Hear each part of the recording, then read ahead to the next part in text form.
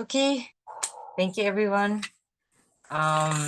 So our topic is really based on like this video, parang these videos na are about purgatory and like kind of like the tips that the souls in purgatory want to give us kasi they're there and they've received graces to know kumbaga what it is that they didn't do or kumbaga what they didn't do or what they did in with their life and why they ended up there. So parang in a way, it's like proof of concept na if we learn from them, parang we will find the keys to really grow in our love for God. Kasi it's really that parang purifying and making our love for God deeper. Diba?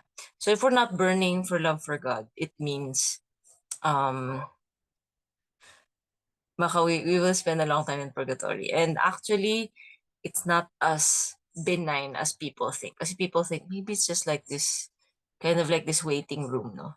But it's really also a lot of suffering.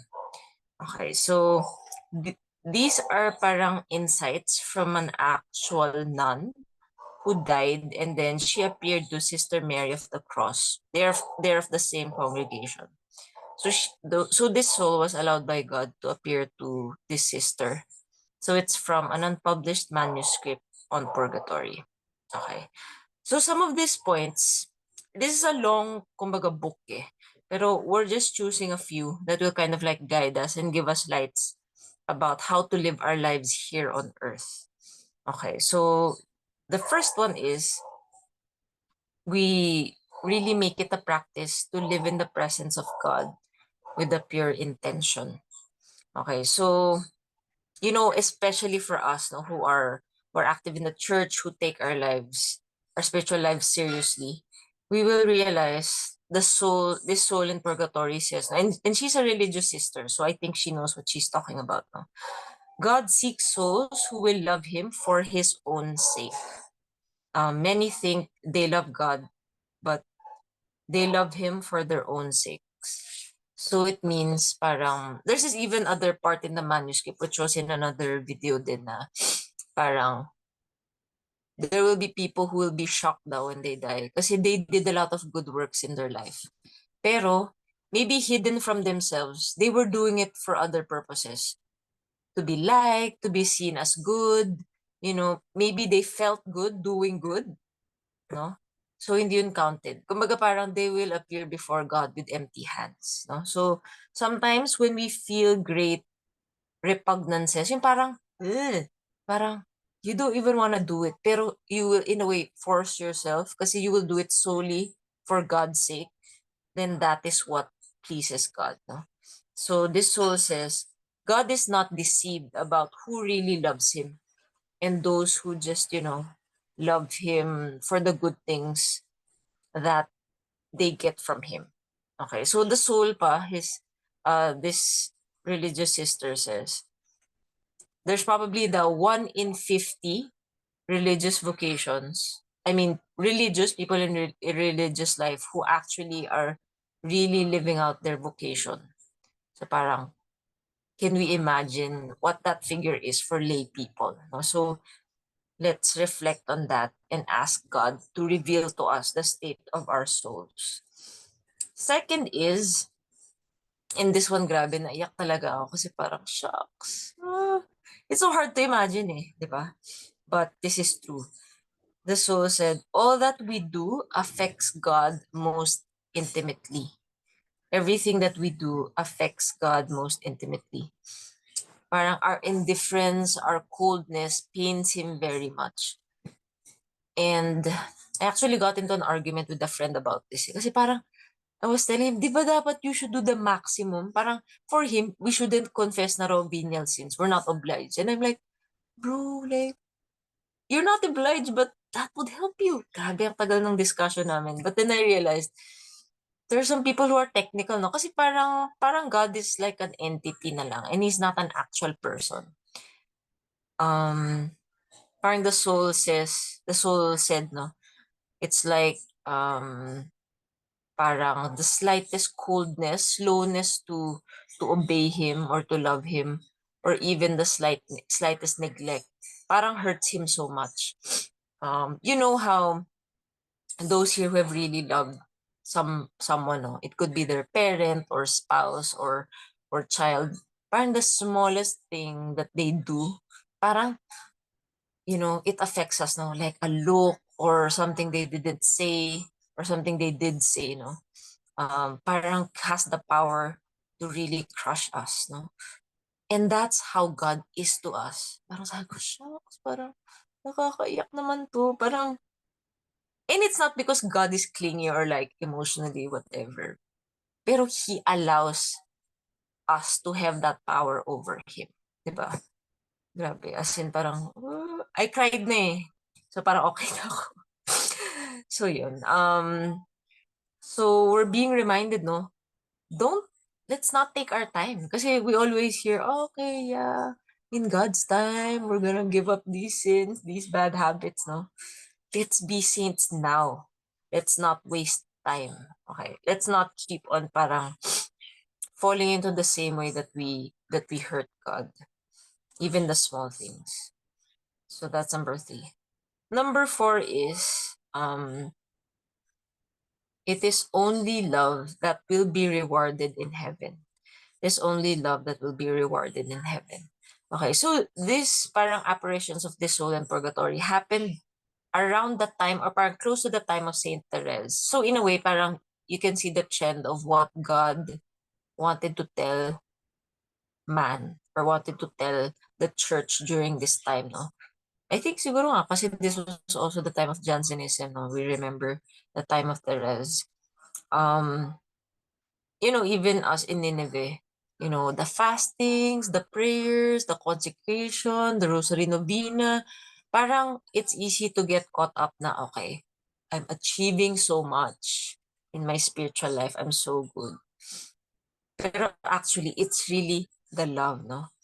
And the soul in purgatory reminds us that anything done for any other motive will count as nothing. Will count as nothing, di ba?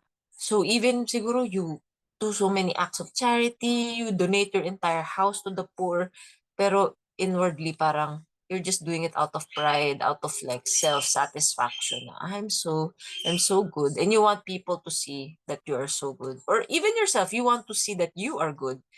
Then that will count for nothing. That's why nga, di ba, parang don't let your left hand, ano ba, sorry, which hand, left hand know what your right hand is doing. Kasi di ba, parang it should only be God who will in a way see what you're doing. So yun. Sixth is, this one is super interesting and I was so shocked. I was like, what? This is the first time I'm hearing this, pero it really makes sense. Sabi dito, never look back to examine your conduct in the past. Never look back to examine your conduct in the past. Okay, so leave it in the hands though of our Lord. Okay, so this is to differentiate naman. No? Now, we should do the examination of conscience.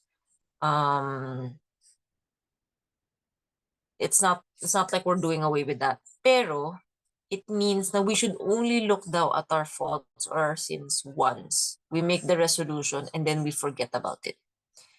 Kasi daw, when we take a second look, it's already the self at work. There's already an element of pride. No, we want to be perfect and we're thinking, how could I have done that? Or like, at ganun, how can I, parang you're parang you're leaning more on your own power to change yourself rather than relying on the grace of God. Yeah, I can super relate kasi may ganito ako yung parang, oh, what happened? Shucks, this is what happened in the past, blah, blah, blah, yung mga ganun, no? So we all have that. And the soul in purgatory says, let's be simple like children, di ba? Yung, the child, and I think, Mel, Sina Chazi, they can attest to this. When a child commits some fault, and alam mo, they cry, they're so sincere, they really beg forgiveness from their mom or their dad. They forget about it, di ba? So in a way, we should be like this. We should be simple like children, knowing that if God does not remember our sins, neither should we. Kumbaga, we should also do that. Okay. Um, so we should, diba, we should love others as we love ourselves. So if we don't remind people of their sins, should we do that to ourselves? Diba? I mean, as long as, we have contrition, we have compunction about our sins, and then we confess them. Pero we shouldn't beat ourselves up about it or parang overanalyze. Kasi parang it's too inward looking na. We should be always thinking about others and what pleases God. Okay, very helpful. Next is we anticipate the least wishes of our Lord. So we anticipate the least wishes of our Lord. Ako din personally, parang there was a time na I was, or maybe even until now, parang I'm thinking, should I do this? Maybe I shouldn't do this. Parang, minsan kasi parang some good act can go both ways eh. Parang so for me, since I like thinking, parang I was like, should I do this? Should I? And then I asked the priest, and then I said, how do you know if something is really good? Parang ganun. I mean, like, what if the result will be like this, ganyan, and it's not good pala? The priest said, if it appears to you good at that, of course it shouldn't be sinful. I mean, that's clear naman. But if something appears to be good and parang in a way you would have a feeling na this is a good thought that is brought to you by your angel, guardian angel, then you should do it. Kasi parang, di ba when you love someone then, you know them so well na even if without saying something, it's like just a slight move of their head, what they're looking at, their mood, parang you know what will please them, what will make them happy. So it's the same thing with our Lord. Since He communicates to us also through the movements of our heart, we should be quick to do what we think will please Him. And this is in thought, in word, and in deed, no? Is it to say hi to that person who looks so lonely at the office? You know that we all have that person in the office that no one wants to really talk to them. Are you supposed to talk to them, diba? Parang you have that nudge eh.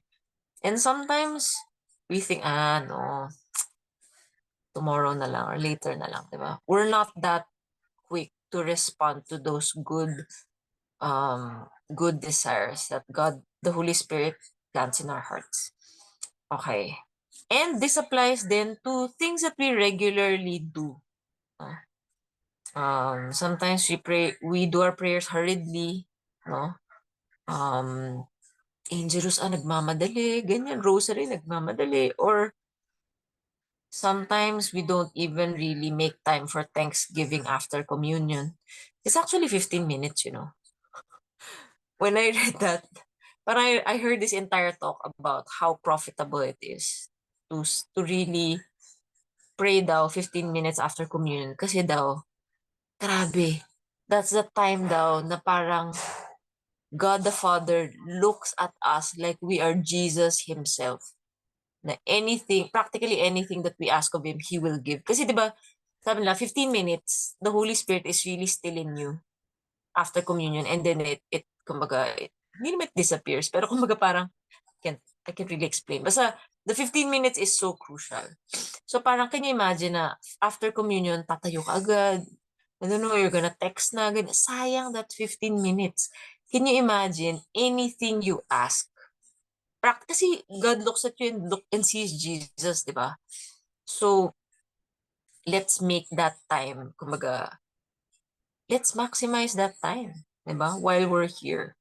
Okay. Is it our norms? Are we being slack? Are we slacking off? No?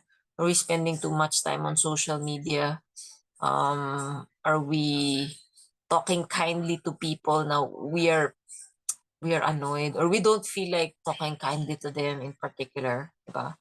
So anticipate the least wishes of our Lord. 8 is we pray for the grace to see more and more of God's mercy. Okay, some of these I'm rephrasing na, pero basically this is what they're saying, no? The soul in purgatory, in a way, parang it's kinda really harsh in a way kasi parang parang the soul is really asking us to do a lot of stuff. Pero the soul is so parang so sure about the mercy and goodness of God. As in, ganon. And parang pero this is another saint who said it eh.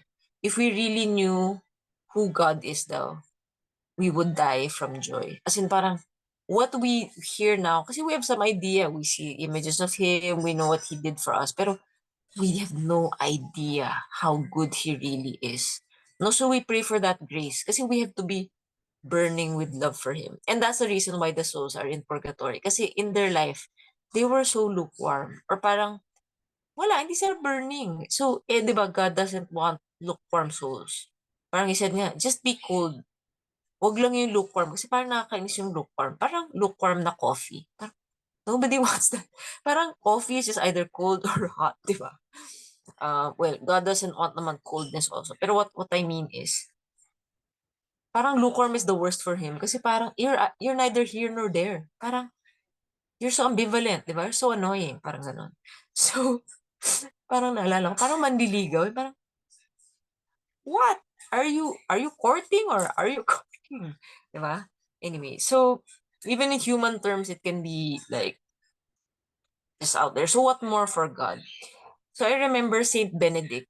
Saint Benedict, if you think of him, he's like the father of Western monasticism. Eh. Tama ba? Yeah. Basically, he invented the monastic life. And sometimes I had this idea of him na he's very strict, parang, kasi parang he had to enforce discipline, di ba? Like the norms, the schedule of the monks and all that. Pero Saint Benedict was such a softie. As in the, he would always be crying all the time. Because it's either he was weeping over like the sins of other people or his own sins or weeping because of the mercy and love of God. So parang, are we at that point? When was the last time we actually cried? Because we knew how much God loves us. Okay. Hindi naman sa, oh, ano to ah? We need to be crying. Okay, how many times have you cried this week? Hindi naman ganun. Pero kumbaga parang, how in sync are our emotions with our spiritual life? Do we cry more about, I don't know, K-drama or other things? What moves us? What delights us? Is it God or is it the things of the world? Diba? So yun. 9 is, this one is really, really great then. God does not regard great acts as much as the small or simple actions, provided they are done out of love for Him. Okay, so God does not regard great acts as much as small or simple actions, provided they are done out of love for Him. So this, of course, I'm reading your mind. This sounds a lot like Saint Therese, no? So what? Sometimes I also think, no, parang ganun, Lord, parang medyo madaya. Paano you're a great soul? Naalala ko yung meme ni Sefa that she shared one time. Yung mga great souls yan, Saint Teresa of Avila, and then what's the other one? Basta yun. And then, little souls, na Saint Therese, mga ganon. What if great soul ka, Saint John of Arc ka? Does that mean you're like less because you did great acts? No naman, pero kasi we are children, di ba? So in a way, parang the smaller we are and we realize how small we are, parang the more that we like captivate God's heart. So parang for those who have children, parang you can really relate to this, no? Me, I do kasi I have pamangkins din. Yung parang, they'll get little stones, little flowers, tapos they'll give it to you. Tapos parang it's like the best thing in the world. Yung parang, oh my gosh, my heart, diba? Parang, and there's no artifice, there's no pride. It's just sheer, parang, love and affection. So that's how our Lord then is to us. So we realize na really we don't have anything to boast of in front of Him. So even the small things, when you brush your teeth, when you put on your clothes, when you eat, when you're opening the door, there are so many short prayers or parang salutations that you can make to our Lord and our Lady. And every one of them, as long as hindi siya mechanical na, okay, I love you, Lord, blah, blah, blah. Pero you're really imagining that you're saying it to God in your heart. That is gold in His eyes. Okay, so parang the soul in purgatory, she recommends saying stuff like, as you're eating, no, Lord, as I eat and I nourish my body, nourish my soul, mga ganon. So ako, I tried it no when I was working out, Lord. I was like, Lord, as I'm working out my muscles, work out the muscles of my soul so that I can do all the hard stuff. Lol. So parang it's working naman. So there's nothing that we cannot offer up to God. Okay. So there's just a last few. Okay, this is okay. This is so good. I left the last, parang the last, ano kasi ang galing na to. And I'm like, wow, this is so cool for parents. Sabi niya, avoid calling attention to former faults, especially when correcting children. So I think yung kanina, it's more for the self. This one is for other people, especially with children. The soul in purgatory said, this is a common mistake and greatly displeasing to our Lord. Okay, so avoid calling attention to former faults, especially with children. Those who do it are wrong. God has not set us such an example. Oo nga naman. Actually, you know what, parang whenever I see parang people or ano na, either children or adults even, na they're reminding that person about their faults, kahit di, not naman sino.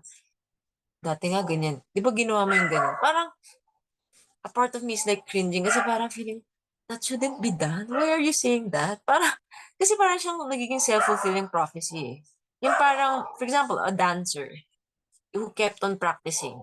And then you're gonna remind her, eh, di ba nga, that one dance you messed up in front of this audience and you forgot the steps? Why are you reminding her of that, bro? What if she practiced all this time and she forgot that? Sorry, can you guys hear the dogs? Pero because you reminded her, she's gonna doubt na herself. And she's gonna be like, oh, I'm not that good. Di ba? Parang, why do you do that? Anyway. So, of course, our sin should make us sorry. No? And we should parang really be humbled by them and make resolutions. But, you know, for others, we never refer to their past sins or faults. Kasi we don't know their life eh. What if they made, what if they went to confession and they're sorry for those sins? Who are we to judge, di ba? Pope Francis said. So we need to, kumbaga, like God. Di ba God said, there's this verse about, as far as the east is from the west, that's far away. Parang, I have put your sins from you. Parang, what was scarlet now is white as snow. Diba? So if God treats us that way, who are we to treat others and ourselves in a different way? Okay, so yun. And then lastly, lives lived without love for God, without a burning love for God, will have to be atoned for in purgatory. Life lived without burning love for God will have to be atoned for in purgatory. So actually, you know the irony about this world. When you look at the world, parang there's no parang higher virtue than love. Love is this, love is that. So many songs, so many movies about it, books. Pero no one really knows love kasi no one really knows God. So parang really in our heart of hearts, we know that our lives is all about love. We are meant for love. But our lives, we waste it kasi we're putting our love on created things or creatures. Diba? And we're not going to the one we're supposed to love. So we have no escape actually. So it's either we burn out of love for God now, or we will do it in the next life. If we even go to purgatory, let's not also be assuming we might go to heaven, diba? Either way, we will have to do that. So you wanna do it the hard way, now here on earth by, you know, rooting out our sins, working on our virtues, making sacrifices, or we can do it so much more, kumbaga, with so much more torment in purgatory. Okay, parang in purgatory, ano yun eh, wala nang merit yun eh. Kumbaga parang it's like remedial classes. Yun na yun. Kumbaga parang pasang-awa. You almost didn't make it. Parang gano'n. Hindi naman. Pero, so it's either, you know, parang we make one of those choices. I hope naman wala namang nag-choice sa atin ng hell, no? Pero, I don't know if it was a saint that said it, no? Pero we aim for heaven. Kasi at least, if we kind of like, don't really make it, at least may self-correcting ano doon, we will end up in purgatory. Instead of, we aim for purgatory, and then we miscalculate and end up in hell. Ay, shucks, did it end? Di pa naman. Okay. So, kumbaga, we aim na for the highest. Not also because we are afraid of hell or God's wrath, ganyan. Pero, yeah, because we love God, di ba? Parang it's saying, will I love God the best way? Will I let Him consume me fully? Or will I be like, siguro mga 80%, 90%? Di ba? Parang when we say that kasi, wala na eh. Parang hindi ka na fully in eh. It's like joining a contest and saying, can I just aim for second place? Parang, it's kind of weird, di ba? Parang, edi anong gagawin mo? Babagalan mo or something. Di ba? It doesn't make sense. So, if you do your best and you end up second place, that's fine. Pero, we go there all in. Di ba? St. Paul said, you know, we run the race. And, kumbaga for him, you know, he has run the race. Ano yun? Sorry. Basta kumbaga for him, he has the victor's crown na. Because he gave his all. Diba? And we are not called to anything less than that. So, that's it. That's our topic. Yeah. I really recommend that channel. Kami ni Ina, we are binge watching on it. Grabe. As in, pero nakakaiyak talaga siya. Parang shocks. It's called Uniquely Mary. So these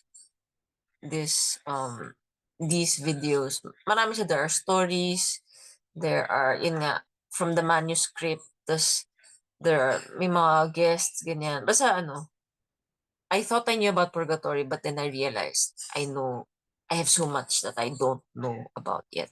Okay, so anyway, anyone wants to share? Maybe two people. I think this Zoom is gonna end soon. So yeah, maybe okay, go Ina.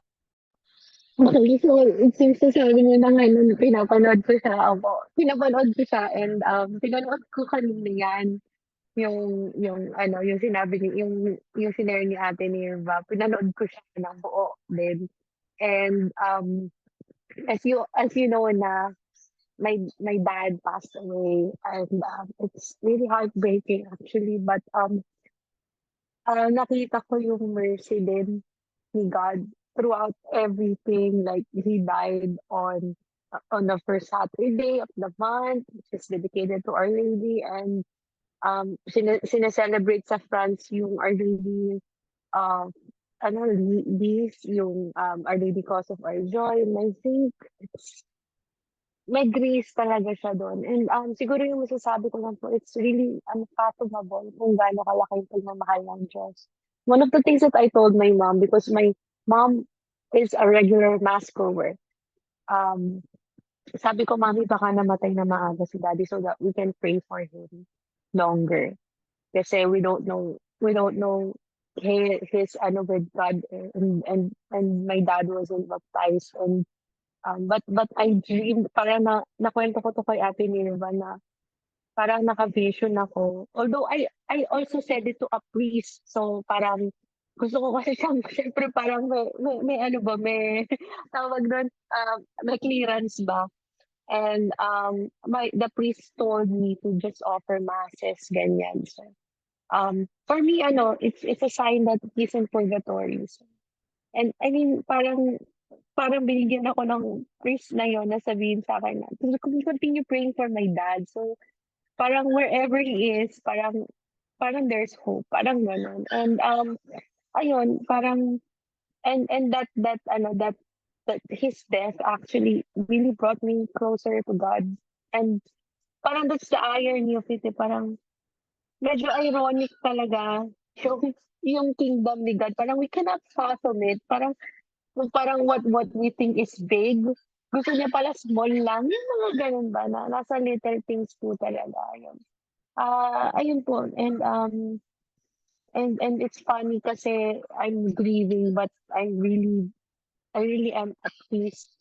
I mean, right now na parang mas lalo pa po akong lumapit kay Lord and parang mas lalo pong lumalaki yung heart ko sa pagmamahal, especially for the Holy Souls in Purgatory. So, talaga lagi ko na rin silang pinagpe-pray ngayon kasi, yung sa Saint Gertrude, chaplet, ganyan. Nagcha-chaplet pa nga ako ngayon bago matulog. Ayun lang po. Thank you. Thanks, Ina. Not sure when this is ending, lol. Pero maybe one more. Kung maputo, log into the same link. Pero yeah. Anyone more? Any person? Anything that struck you from the talk?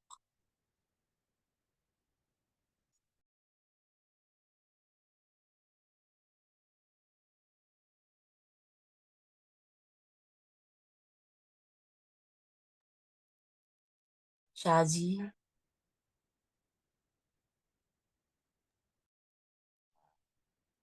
Wait, hindi ko pa nabuo yung ano ko. I'll just type it siguro.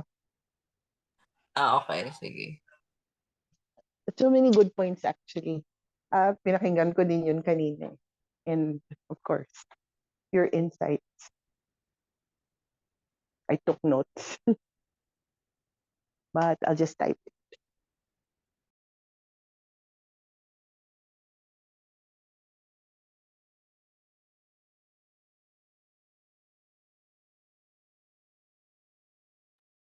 I guess what parang the showstopper for me there was yung never look back to examine your wait, hindi. Yung yung faults, for example, when you correct your children, ganyan. But it's not my kids na ano. Like, siguro pag nag-aaway kami ni Pipo, ganyan, you tend to bring up yung mga mistakes before. Hindi na naman kami ganon, pero ang dami namin ganon. Siniisip ko siguro, ito na naman, there's also a point there eh. Pero iniisip ko, how do I don't know, I wanna ask a priest na, how do I have to make up for it pa kaya? Or you have to ask God, how do I make up for doing that to my husband? Parang gano'n. Hindi na kami gano'n, pero may gano'n. Of course, God will not, I mean, kung you confessed it already, He will not look on that sin again and forgot about it. Pero, isip ko lang ganun kami dati. It was really bad. Pero parang ngayon, wala na, hindi na. Parang, I don't know. Parang yun lang, yun yung mga iniisip ko na, ano, Yeah. I mean, magulo pa. why not? Do some make him feel extra loved. I don't know. Wala namang nasasayang sa love eh, 'di ba? Na naman Yeah. na you should. Pero kumbaga if you feel now na meron kang desire na gano'n, I think that would be good. So yeah, actually naisip ko nga yung mga married couples. Parang this is a big challenge din kasi Oo. well, iba rin kasi yung prudence. Prudence din kasi is also looking back on ano ba yung sins or faults Yeah. na you fell into.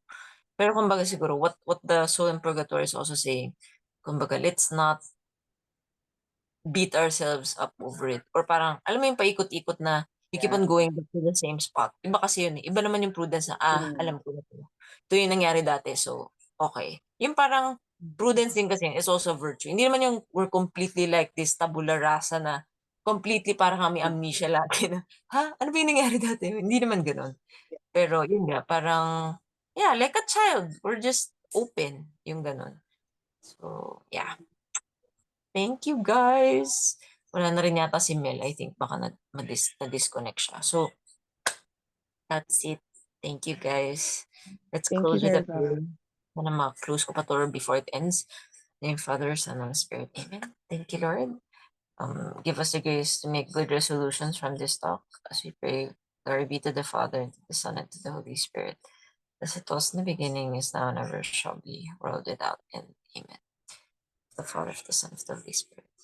Thank you. Thank you very much, Eva. Thank you po. Bye.